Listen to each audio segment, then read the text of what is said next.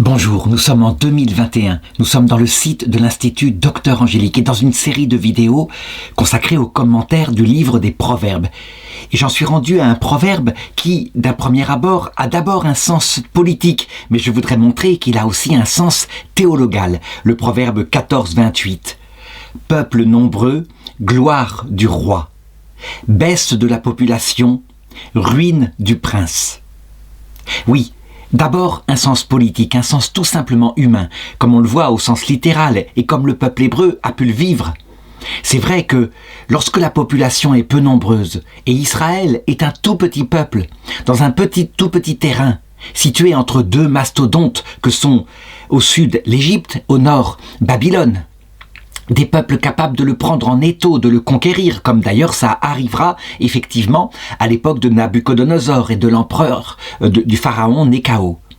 Eh bien, cette petite population-là manifeste la fragilité d'Israël. Et il est vrai que si on applique l'analogie à ce qui se passe actuellement en Occident, où on voit la natalité qui s'écroule pour des raisons que je vais préciser après, eh bien, effectivement, c'est une grande fragilité. Un journaliste dit souvent, et je crois qu'il a tout à fait raison, à un moment donné, le nombre, la quantité devient une qualité, devient une constante pour gérer la politique. Et c'est vrai. Si la population occidentale actuelle, d'abord mue par ce qu'on appelle un humanisme athée, ça veut dire qu'on lui dit, ce qui compte, c'est de vivre ici-bas, une vie terrestre heureuse, il n'y a rien après la mort. Eh bien, si elle est centrée dessus, si elle n'a pas l'espérance de la vie après la mort, en conséquence, on peut dire que le nombre des enfants, en moyenne, sera pour s'équilibrer. Il y a en nous un instinct de reproduction. Et cet instinct, eh bien, il peut se contenter d'un ou deux enfants. L'idéal, un garçon et une fille. Et ainsi, eh bien, on comble ce qu'on peut désirer. On a une descendance quelque part. Et cela suffit. Comme il n'y a pas d'espérance après la mort, on s'arrête là. En effet, c'est un effort que d'élever des enfants. Ça demande des sacrifices. Or, donner la vie, n'est-ce pas donner la mort à ceux qui sont là? Et finalement, on en arrive même à ce que certains, étant profondément athées, disent « je ne donnerai pas la vie ». Ce serait communiquer aux enfants ce destin fragile sur la terre, avec en plus la nécessité à un moment donné d'être angoissé par la mort. Donc on peut dire que la cause de la baisse de la natalité dans l'Occident actuel, c'est l'athéisme. Il n'y a plus cette énergie qui fait que la vie, elle est éternelle, parce que l'être humain ne donne pas la vie comme un chien donnerait la vie. Un chien donne la vie par moment parce que son instinct le porte à donner la vie, et c'est tout. Et il ne s'occupe pas, je dirais, de considérations métaphysiques comme celles que je viens d'indiquer. L'être humain, au contraire, il est porté par un sens de la vie, quoi qu'il en soit, quoi qu'on en dise. On sait que Auguste Comte, au XIXe siècle, avait dit « mais non, la question du pourquoi est-on sur Terre, elle va disparaître au profit des apports de la science, et on répondra par la question du comment ça marche, comment ça fonctionne, et ça comblera le cœur de l'homme. » On sait à quel point il s'est trompé. On a maintenant une connaissance bien plus profonde de comment ça marche. On connaît la génétique. On sait comment faire des bébés en éprouvette et les implanter après. Eh bien, ça n'a rien résolu au pourquoi, et jamais on n'a vu un peuple aussi angoissé que les peuples en Occident, et les psychiatres et les psychologues fréquentés de telle manière. C'est comme si l'humanisme athée provoquait dans le cœur une sorte de maladie, une angoisse particulière, mais que les psychologues ne savent pas soigner puisqu'ils souffrent de la même chose, et qu'il y a comme une espèce de rire, de ricanement qui vient de mai 68 et qui dit « mais ces questions-là n'existent pas, ce sont des angoisses qui n'existent pas, c'est purement psychologique, ça n'a pas d'importance ». Et ce n'est pas vrai. Il y a dans l'homme cette volonté de vivre toujours, cette espèce d'aspiration à beaucoup plus, et au sacré en particulier. Eh bien, on peut le dire, d'un point de vue politique, ce qui se passe actuellement en Occident, c'est exactement ce proverbe-là. « Peuple nombreux, gloire du roi ». Ça veut dire « peuple nombreux, ici ce n'est plus le cas ». « Gloire du roi », il n'y en a plus. Baisse de la population, ruine du prince, ça veut dire que l'Europe occidentale en particulier est en train de se suicider. Certains disent, mais vous allez rentrer dans la théorie du complot avec votre idée de grand remplacement de la population. C'est vrai qu'ils auraient tort si jamais des cultures qui venaient remplacer la fécondité comme par exemple des Chinois, des Vietnamiens, eh bien, s'implantaient et s'intégraient, ce qui est le cas pour cette immigration-là.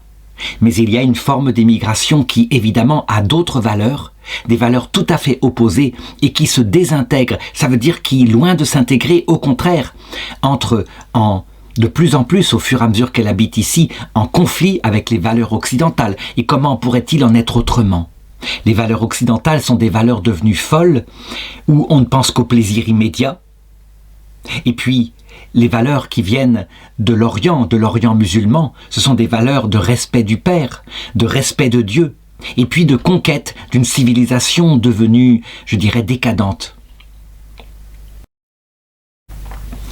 Il existe de plus en plus un mépris pour les valeurs occidentales parce que, dans l'islam tout au moins, il y a un respect pour la loi naturelle, à savoir un homme et une femme font un enfant. En Occident, on a implanté un peu partout ce qu'on appelle le mariage homosexuel, qui peut adopter, et on ne se rend même pas compte qu'il y a quelque chose ici qui est contre la nature humaine peut-être même de l'enfant. On dit mais non, les enfants vont très bien. On fait des expériences, parce que un petit enfant, il s'adapte à tout. L'essentiel, c'est de voir ce qui se passe à l'adolescence, lorsque, par exemple, le besoin de racines, quand on a eu 2 pères, le besoin peut-être d'une maman, eh bien, commence à venir dans le cœur.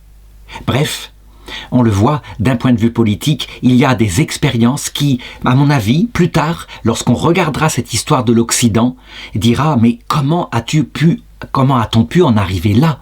Comment a-t-on pu se passer d'abord de Dieu et du coup, au bout d'un certain temps, faire disparaître même l'homme ? Ça veut dire aspirer à la mort et à la disparition de sa propre civilisation. Comment a-t-on pu établir des lois qui étaient tellement contre nature, tellement contre l'évidence ? Et on regardera stupéfait en se disant « Mais c'est étonnant, c'était une génération, celle de mai 68, qui pourtant avait écrit « L'homme qui connaît son histoire », eh bien, ne la revit pas, justement. Or, l'histoire de l'homme occidental, est-ce que ce n'est pas un conflit permanent avec une volonté de conquête venant de l'islam ? Donc, voilà ce qu'il en est au point de vue politique. Maintenant, je voudrais passer à la lecture de ce proverbe d'un point de vue théologal. Et c'est vrai, là aussi, il se pose une autre question. On est actuellement, dans l'Église catholique, confronté au débat suivant. Il y a un courant qui date, disons, du Moyen-Âge, qui s'est fortement établi à la fin du XIXe siècle, et qui consiste à dire qu'il y aura très peu d'élus, très peu. Un courant qui consiste à dire, regardez, d'ailleurs Jésus le dit, textuellement, la voie de la perdition est large et beaucoup s'y engagent, et la voie du salut est très étroite et très peu s'y engagent. Certains prennent même l'analogie de ce qui s'est passé avec l'arche de Noé.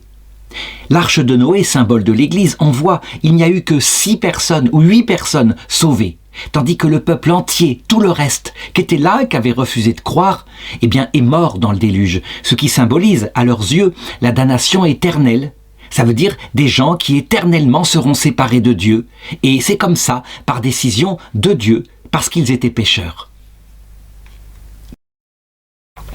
Ce courant en particulier a consisté à dire quel est le péché qui conduit le plus à la damnation. En regardant les choses et en regardant leurs contemporains à la fin du XIXe siècle, de grands théologiens ont dit c'est le péché le plus courant. Quel est le péché mortel dans lequel la plupart tombent, si ce n'est la sensualité, que ce soit la goinfrerie, la luxure, donc le sexe pour le sexe, mais aussi la paresse. Et donc, il disait, l'enfer est peuplé d'abord et en grand nombre par ce péché-là. C'est manifeste, puisque c'est le plus courant. Et ces gens-là, qui évidemment, eux, parfois étaient vertueux, ne trompaient pas leurs femmes, eh bien, se considéraient peut-être comme faisant partie de l'élite qui serait sauvée. Ça a donné, on peut le dire, ce qu'on a appelé un néo-jansénisme. C'est pas le jansénisme du XVIIe siècle, qui consiste à regarder le rapport entre liberté et grâce. C'est plutôt un effet de cette période-là, qui consiste à dire que le Christ sauvera peu de monde, que le salut est étroit, donc on représentait le Christ crucifié comme ça, pour montrer le passage dans ses bras qui n'était pas largement ouvert. Et puis, on insistait énormément du coup sur la peur de Dieu, le respect qu'on devait avoir envers Dieu le plus grand. Et puis, sur la nécessité d'être vertueux pour s'approcher de la communion, ce qui fait que très peu de gens communiaient, qui pouvait se proclamer vertueux? Évidemment. Donc on voyait l'amour de Dieu s'étioler, et les papes ont lutté de toute leur force contre cette chose qu'ils ont appelée une hérésie. L'une des personnes qui a le plus détruit cette idéologie, c'est la petite Sainte Thérèse de l'Enfant Jésus. En une phrase, qu'on se rappelle lorsqu'elle fut confrontée en rentrant au couvent à une religieuse de cette sensibilité janséniste et qui lui avait dit « Moi, j'ai offert ma vie quand j'étais jeune religieuse à la justice stricte, à la justice vindicative de Dieu, afin qu'elle se fasse plus douce. » Et Sainte Thérèse lui avait répondu « Ah, moi, ma sœur, j'ai offert ma vie entière à la miséricorde de Dieu pour qu'elle accueille tous les pauvres pécheurs. » On a là la réponse en une phrase à cette idéologie janséniste. N'empêche que, si c'était vrai, s'il était vrai que Jésus-Christ, notre Dieu, qui est mort sur la croix, qui a prié pour des types qui l'insultaient à la croix, s'il était vrai qu'il n'y avait que 6 personnes sauvées sur un peuple tout entier, alors on pourrait dire que ce proverbe s'applique à Jésus. Peuple nombreux, gloire du roi, baisse de la population, ruine du prince. Si l'enfer était peuplé de milliards de personnes, tandis que le paradis serait, je ne sais pas, un petit nombre où il y aurait en tout 10 000 personnes sauvées. Comme le dit la Bible, 144 000, c'est un chiffre que certains prenaient au sens littéral sur les milliards d'habitants qu'il y avait sur Terre. Et ces gens-là disaient en plus que l'enfer éternel serait une vengeance de Dieu avec des souffrances physiques, un feu physique qui se renouvellerait. Et ils entraient dans des descriptions dignes d'Auschwitz pour décrire l'enfer. Et le pire, c'est qu'il disait, c'est qu'il y aurait en enfer des gens repentants, parce que simplement, ils étaient morts comme ça, brutalement, et que, après, c'est un coup près, il n'y a pas de miséricorde. Il s'appuyait pour cela sur un dogme du pape Benoît XII, la constitution Benedictus Deus, qui dit que tout homme qui arrive après la mort sans la grâce est aussitôt conduit en enfer pour y subir des peines diverses. Donc, la mort comme couperet, évidemment, conduisait à ça, et en particulier parmi les damnés, mais un damné sans souffrance. Quoique saint Augustin disait « il y a souffrance chez eux », il y avait les milliers ou les milliards d'enfants morts sans baptême.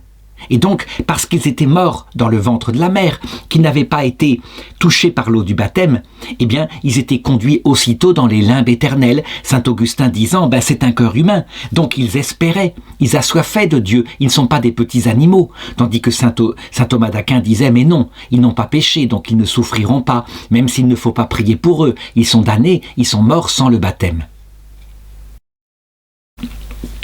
C'est au XXe siècle que l'Église s'est rendue compte qu'il y avait dans cette synthèse scolastique devenue, devenue presque janséniste à cette époque-là, il y avait quelque chose qui ne collait pas. Ça ne pouvait pas aller avec ce que Jésus avait montré à la croix, et surtout à cette parole très précise où il disait « Tout péché, tout blasphème sera pardonné, soit dans ce monde, soit dans l'autre, sauf le blasphème contre l'Esprit Saint. » Aussi bien, vous pourrez commettre des blasphèmes contre le Fils, il sera pardonné, mais pas le blasphème contre l'Esprit Saint. Et le blasphème contre l'Esprit Saint, on savait confusément ce que c'était depuis les pères de l'Église.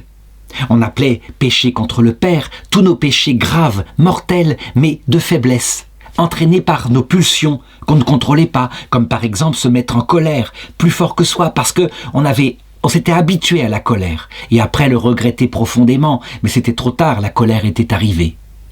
Et puis, il y avait les péchés mortels contre le Fils, ça veut dire ceux qui étaient liés à notre ignorance. Et c'est vrai, disait Jésus, si jamais ils avaient su qui ils crucifiaient, jamais ils ne l'auraient fait. Et donc ils priaient pour ceux qu'ils crucifiaient. Père, pardonne-leur, ils ne savent pas ce qu'ils font. N'empêche qu'ils étaient là à hurler, à ricaner, à se moquer de ce pauvre homme qui pensait-il, s'était proclamé roi des Juifs et qui maintenant était incapable de descendre de sa croix. Et puis le péché contre l'Esprit Saint, parce que l'Esprit Saint procède du Père et du Fils, il est l'amour entre les deux, eh bien c'est un péché qui procède d'une parfaite maîtrise de soi, pas de faiblesse, et du Fils, ça veut dire on lui attribue la connaissance, il est le Verbe de Dieu, donc d'une parfaite connaissance des conséquences, des causes, de tout ce qui était en jeu là-dessous, y compris la question du salut. Et donc quelqu'un qui pécherait contre l'Esprit Saint, c'est quelqu'un qui sait ce que c'est que l'Évangile, qui sait qu'il est vrai, et qui pourtant combat l'Évangile, qui a choisi la liberté solitaire de l'enfer. Il a choisi, je dirais, ce que propose Lucifer à Adam et Ève. Vos yeux s'ouvriront, vous ne mourrez pas, vous serez comme des dieux, et c'est ce que ne veut pas Dieu. Alors évidemment, ce péché-là, on le voyait, il n'est pas pardonné parce que jamais la personne n'en demande pardon. Si c'est seulement ce péché-là qui subsiste en enfer, comment confronter alors cette parole de Jésus qui dit que certains péchés seront pardonnés dans l'autre monde avec le dogme du pape Benoît XVI? On était coincés. Et c'est là que certains théologiens, certains saints comme Sainte Faustine, Luisa Picaretta, se dirent, ou plutôt eurent la révélation par Jésus, que, en fait, la mort, il ne fallait pas la prendre comme l'arrêt du cœur ou comme l'instant de la séparation de l'âme et du corps. Non, qu'il fallait la prendre comme autre chose, comme la mort au sens biblique, l'Hadès, le passage entre ce monde et l'autre qui pouvait se transformer en séjour, un séjour un peu comme le peuple hébreu, dans le désert, qui devait passer de la vie terrestre, l'Égypte, à l'autre monde, donc la vie éternelle, en passant par 3 jours de désert. Mais parce qu'ils péchèrent, ils y restèrent 40 ans, pour y mourir, et pour ensuite que leur génération suivante y entre. Eh bien, il y avait là une métaphore, que la mort, en fait, le Christ y apparaissait dans sa gloire, et que dans la mort elle-même, pas après la mort, pris dans ce sens-là, on pouvait se convertir. Et ça changeait tout. Alors, dans ce cas-là, tout devenait clair. Quand des dogmes disaient « Personne n'entre au paradis sans la grâce, sans la charité, sans aimer le Christ », c'est ce que Jésus dit à Nicodème. Ben oui, même ceux qui n'en ont pas entendu parler, ils en entendent parler à l'heure de la mort, tout simplement. Par l'apparition du Christ, ils peuvent donc se tourner vers lui ou le rejeter. Et cette parole de Jésus, si quelqu'un arrive après la mort avec le blasphème contre l'Esprit Saint, ce ne sera pas pardonné. Eh bien, en fait, en réalité, il n'arrive après la mort, selon le texte du pape Benoît XII, que le blasphème contre l'Esprit Saint, puisque dans le passage de la mort, la faiblesse et l'ignorance disparaissent. On voit le Christ et il nous guérit de toutes nos pulsions qui ont été utiles durant la vie terrestre, afin que nous soyons justement modestes, que nous ne nous prenions pas pour le phénix des hôtes de ce bois. Tout devenait clair. Et dans ce cas-là, le proverbe prend un autre sens. Peuple nombreux, gloire du roi. Et oui, qui sera donc damné dans cette perspective-là? Eh bien, ceux qui auront commis des péchés mortels par ignorance, cela leur sera pardonné, ils ne savaient pas ce qu'ils faisaient. Ceux qui auront commis des péchés mortels en suivant leurs pulsions, leurs addictions, trompant leurs femmes, pris par leur sexualité, cela leur sera pardonné s'ils se repentent, puisque cette addiction-là, ils en seront libérés à l'heure de la mort. Et ça ne veut pas dire qu'ils rentreront au paradis comme ça. Attention, certains disent, regardez cette théologie-là, alors péchons, allons-y. Pas du tout. Parce qu'il y a dans les péchés mortels contre le Père et contre le Fils un attachement à soi qui fait que la personne, quand elle se rend compte de ce qu'elle a fait contre le Fils, elle réagit instantanément en se convertissant à lui, dans la droiture, comme Zachée, et elle dit « Seigneur, je vais rembourser tout ce que j'ai fait de mal, toutes les dettes que j'ai faites. Promis, je rembourse tout. » Pourquoi ? Parce qu'elle aime le Christ et qu'elle aime son prochain. Et donc, comme Zachée, elle le dit « Je rembourserai 4 fois. » Et elle se met au purgatoire. Le purgatoire est une chose terrible, c'est une forme de damnation, mais provisoire. C'est quand même pas l'enfer éternel. Et évidemment, toutes les dettes, dit Jésus, sans exception, jusqu'au dernier sou, seront remboursées, soit par le pécheur lui-même, soit quand il sera devenu modeste, le cœur brisé dans cette solitude du purgatoire, par le Christ, qui lui fera indulgence et qui prendra sur lui toutes ses dettes de peine. Donc, pas de salut facile, ce n'est pas vrai, la justice sera établie, mais, quand même, pas l'enfer éternel pour des broutilles, évidemment. Le Christ n'est pas comme ça, à damner un serviteur fidèle qui par ailleurs a une faiblesse qu'en plus le Christ lui-même nous a mis après le péché originel pour nous éviter l'orgueil. Et il le damnerait impitoyablement pour l'éternité, avec le blasphème contre l'Esprit Saint. Un homme repentant serait donc en enfer? Bien sûr que non. Et donc, on peut le dire, ce proverbe se réalisera. Peuple nombreux, gloire du roi, au paradis. Tout se terminera bien, beaucoup seront sauvés, la plupart seront sauvés. En passant par le purgatoire, certes, après la mort, mais la plupart seront sauvés. Et quant au nombre des damnés, on ne le connaît pas, mais on peut en avoir une idée. Il suffit de demander à des enfants. Comme toujours, la théologie, les enfants la connaissent mieux que les adultes. Si on demande à un enfant, avez-vous vu déjà, quand on met pour la première fois des enfants devant Blanche-Neige et les 7 nains, un film qui touche le cœur, un film où on voit une injustice réparée par un prince charmant, et qui ressemble quelque chose au Christ qui vient nous sauver dans notre misère.